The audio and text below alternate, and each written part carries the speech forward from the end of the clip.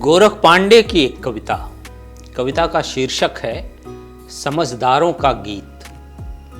कविता के बारे में कुछ नहीं कहना, इतनी सरल भाषा में लिखी गई है कि आप खुद समझ लेंगे। थोड़ी सी नाराजगी की कविता है लेकिन उसका मैसेज बहुत अच्छा है। हवा का रुख कैसा है हम समझते हैं, हम उसे पीठ क्यों दे देते हैं हम समझते हैं। हम समझते हैं खून का मतलब, पैसे की कीमत हम समझते हैं। क्या है पक्ष में विपक्ष में क्या है हम समझते हैं। हम इतना समझते हैं कि समझने से डरते हैं और चुप रहते हैं। चुप्पी का मतलब भी हम समझते हैं। बोलते हैं तो सोच समझ कर बोलते हैं हम बोलने की आज़ादी का मतलब समझते हैं।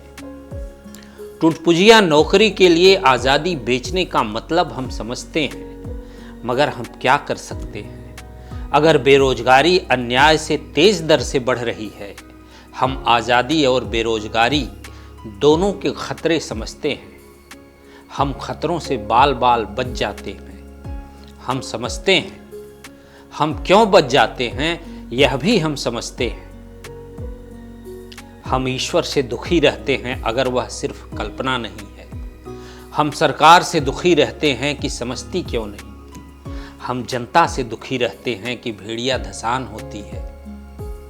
हम सारी दुनिया के दुख से दुखी रहते हैं, हम समझते हैं, मगर हम कितना दुखी रहते हैं यह भी हम समझते हैं। यहाँ विरोध ही वाजिब कदम है, हम समझते हैं। हम कदम कदम पर समझौते करते हैं, हम समझते हैं। हम समझौते के लिए तर्क गढ़ते हैं, हर तर्क गोल मटोल भाषा में पेश करते हैं, हम समझते हैं। हम इस गोल मटोल भाषा का तर्क भी समझते हैं। वैसे हम अपने को किसी से कम नहीं समझते।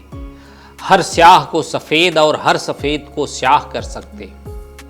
हम चाय की प्यालियों में तूफान खड़ा कर सकते हैं। करने को तो हम क्रांति भी कर सकते हैं अगर सरकार कमजोर और जनता समझदार। लेकिन हम समझते हैं कि हम कुछ नहीं कर सकते।